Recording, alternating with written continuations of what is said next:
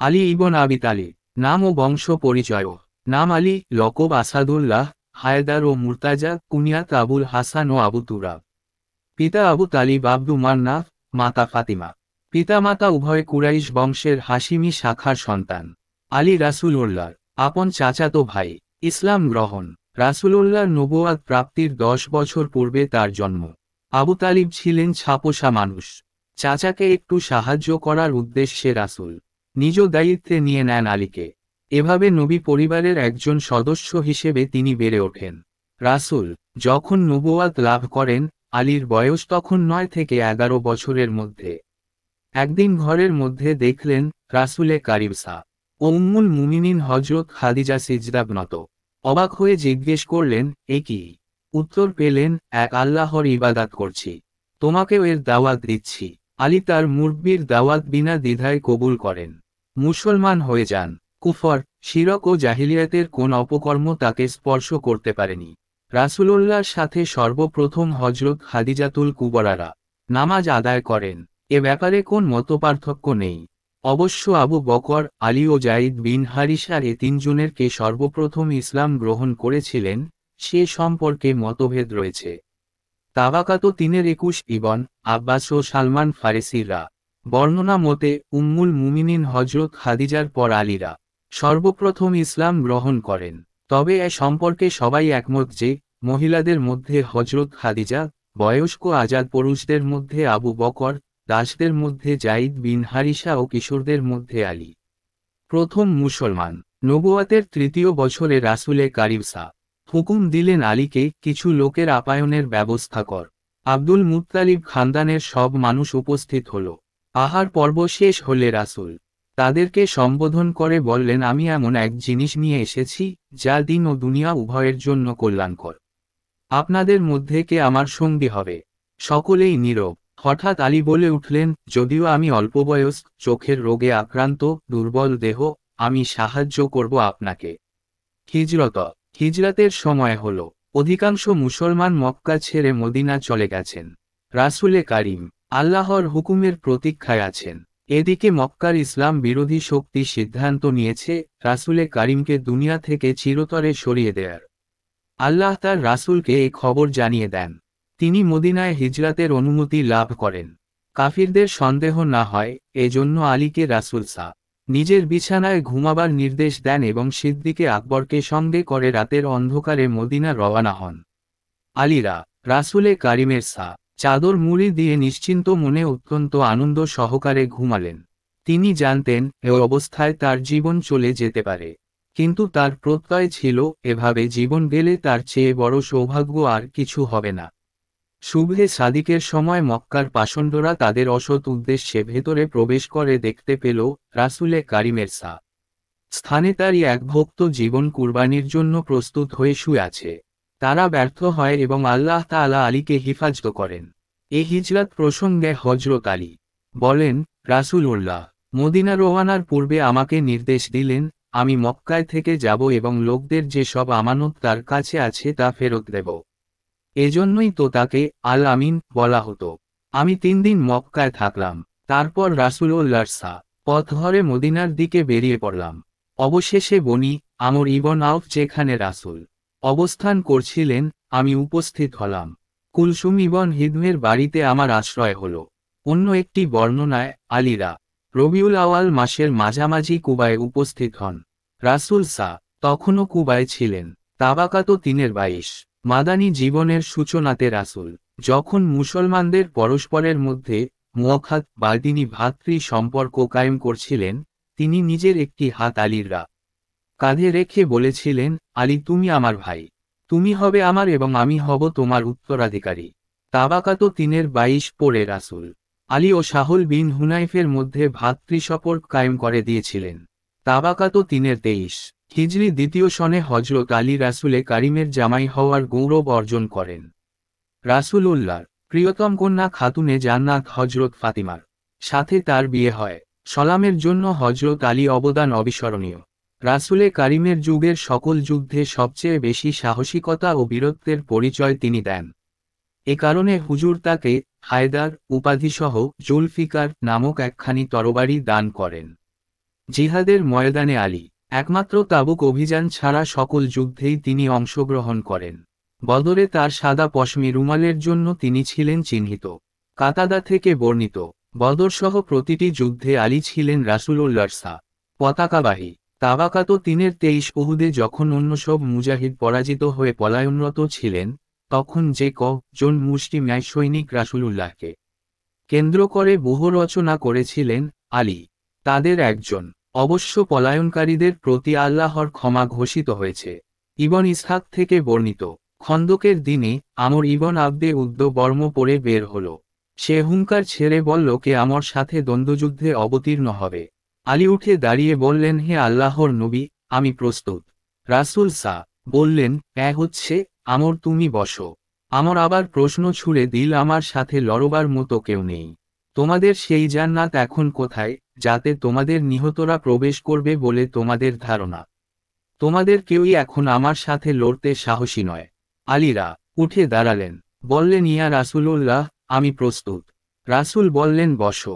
তৃতীয়বারের মতো আহ্বান জানিয়ে আমর তার স্বরচিত কবিতা আবৃত্তি করতে লাগল। আলী আবারও উঠে দাঁড়িয়ে আরজ করলেন, ইয়া রাসূলাল্লাহ, আমি প্রস্তুত। রাসূল বললেন, সে তো আমর। আলী বললেন, তা হোক। এবার আলীরা অনুমতি পেলেন। আলীরা তার একটি স্বরচিত কবিতা আবৃত্তি করতে করতে আমরের দিকে এগিয়ে গেলেন। আমর জিজ্ঞেস করল, তুমি কে? বললেন আলী। সে বলল, আবদে মান্নাফের ছেলে। আলী বললেন, আমি আবু তালিবের ছেলে আলী। সে বলল, ভাতিজা, তোমার রক্ত ঝরানো আমি পছন্দ করিনে। আলী বললেন, আল্লাহর কসম, আমি কিন্তু তোমার রক্ত ঝরানো অপছন্দ করিনে। এ কথা শুনে আমর ক্ষেপে গেল। নিচে নেমে এসে তরবারি টেনে বের করে ফেলল। সে তরবারি যেন আগুনের শিখা। সে এগিয়ে আলীর ঢালে আঘাত করে ফেরে ফেলল। আলী পাল্টা এক আঘাতে তাকে ধরাশায়ী করে ফেললেন। এ দৃশ্য দেখে রাসূলুল্লাহ তাকবীর ধ্বনি দিয়ে উঠেন। তারপর আলী নিজের একটি কবিতা আবৃত্তি করতে করতে রাসূলুল্লাহর কাছে ফিরে আসেন। আল বিদা ওয়ান নিহা, ইবন কাসির 4-106। সপ্তমী হিজরিতে খাইবার অভিযান চালানো হয়। সেখানে ইয়াহুদীদের কয়েকটি সুদৃঢ় কিল্লা ছিল। প্রথমে সিদ্দিকে আকবর, পরে ফারুকে আজমকে কিল্লাগুলি পদাতন করার দায়িত্ব দেওয়া হয়। কিন্তু তারা কেউই সফলকাম হতে পারলেন না। নবী ঘোষণা করলেন, কাল আমি এমন এক বীরের হাতে ঝান্ডা তুলে দেব যে আল্লাহ তার রাসূলের প্রিয়পাত্র। তারই হাতে কিল্লাগুলির পতন হবে। পরদিন সকালে সাহাবীদের সকলেই আশা করছিলেন এই গৌরবটি অর্জন করার। হঠাৎ আলীর ডাক পড়ল। তারই হাতে খাইবারের সেই দুর্জয় কিল্লাগুলির পতন হয়।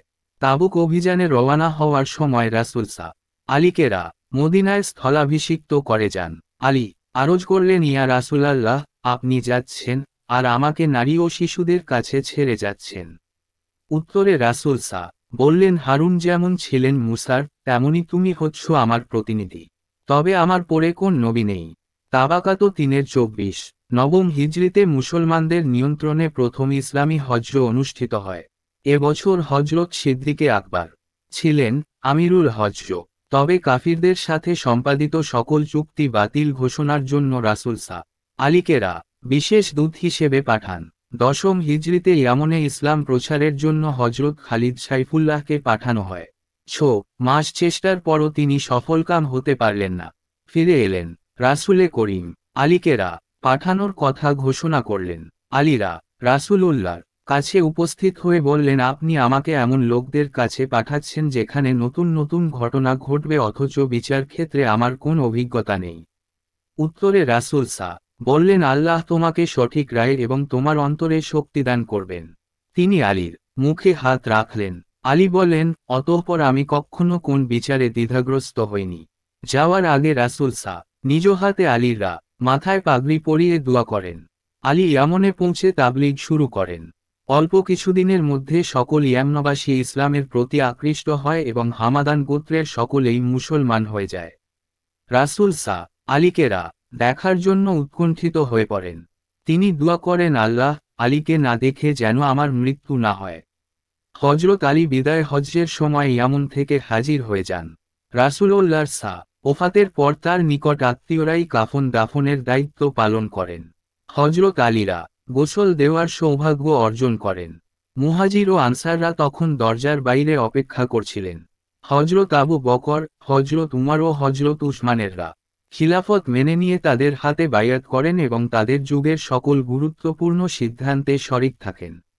অত্যন্ত নাজুক পরিস্থিতিতেও হজরত উসমানকে পরামর্শ দিয়েছেন।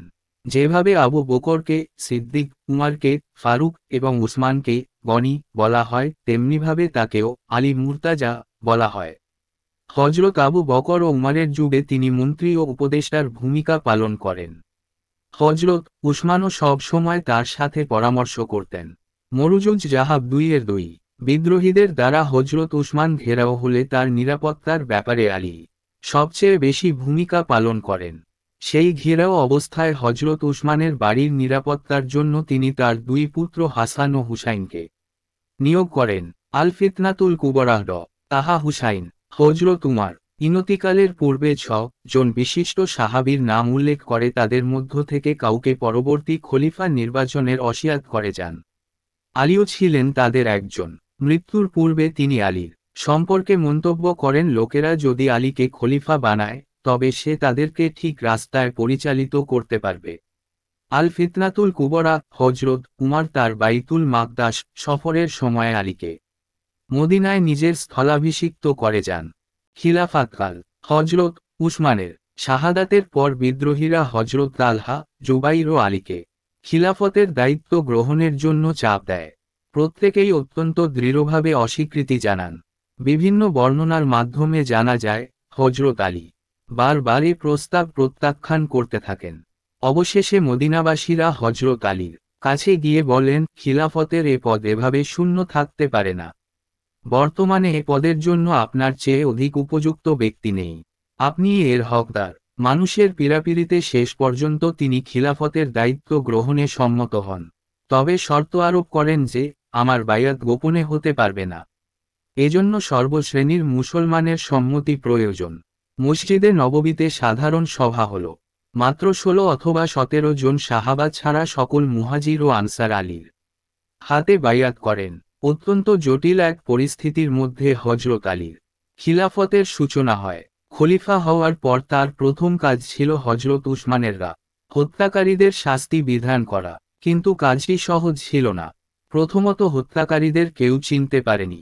হজরত উসমানের স্ত্রী হজরত নাইলা হত্যাকারীদের দেখেছিলেন, কিন্তু তিনি তাদের কাউকে চিনতে পারেননি। মুহাম্মদ বিন আবু বকর হত্যার উদ্দেশ্যে গিয়েছিলেন, কিন্তু হজরত উসমানের এক ক্ষোভ উক্তির মুখে তিনি পিছটান দেন। মুহাম্মদ বিন আবু বকরও হত্যাকারীদের চিনতে পারেননি। দ্বিতীয়ত, মদিনা তখন হাজার হাজার বিদ্রোহীদের কবজায়। তারা হজরত আলীর সেনাবাহিনীর মধ্যে ঢুকে পড়েছে, কিন্তু তার এই অসহায় অবস্থা তৎকালীন অনেক মুসলমানই উপলব্ধি করেননি। তারা হজরত আলী নিকট তক্ষুনি হজরত উসমানের কিসাস দাবি করেন। এই দাবি উত্থাপনকারীদের মধ্যে উম্মুল মুমিনিন হজরত আয়েশা সহ তালহা ও জুবাইরের মতো বিশিষ্ট সাহাবীরাও ছিলেন। তারা হজরত আয়েশার নেতৃত্বে সেনাবাহিনী সহ মক্কা থেকে বসরার দিকে যাত্রা করেন।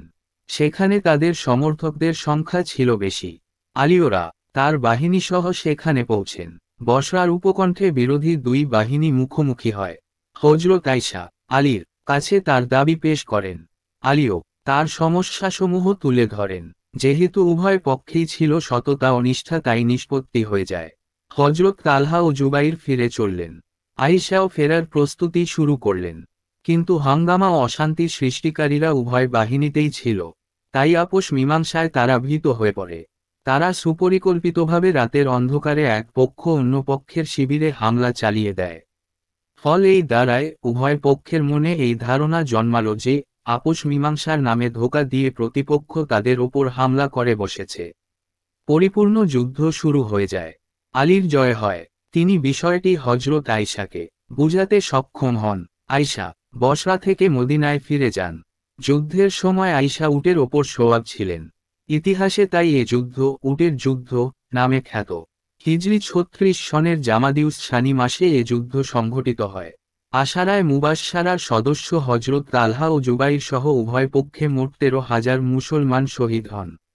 অবশ্য এ ব্যাপারে মতভেদ আছে। হজরত আলী 15 দিন বসরায় অবস্থানের পর কুফায় চলে যান। রাজধানী মদিনা থেকে কুফায় স্থানান্তরিত হয়। এই উটের যুদ্ধ ছিল মুসলমানদের প্রথম আত্মঘাতী সংঘর্ষ। অনেক সাহাবী এ যুদ্ধে কোন পক্ষেই যোগদান করেননি। এই আত্মঘাতী সংঘর্ষের জন্য তারা ব্যথিত হয়েছিলেন। আলীর বাহিনী যখন মদিনা থেকে রওয়ানা হয়, মদিনাবাসীরা তখন কান্নায় ভেঙে পড়েছিলেন। হযরত আয়েশার সাথে তো একটা আপোষ রফায় আসা গেল, কিন্তু সিরিয়ার গভর্নর মুয়াবিয়াররা সাথে কোন মীমাংসায় পৌঁছা গেল না। হযরত আলী তাকে সিরিয়ার গভর্নর পদ থেকে বরখাস্ত করেন। হযরত মুয়াবিয়া বেঁকে বসলেন, আলীর নির্দেশ মানতে অস্বীকার করলেন।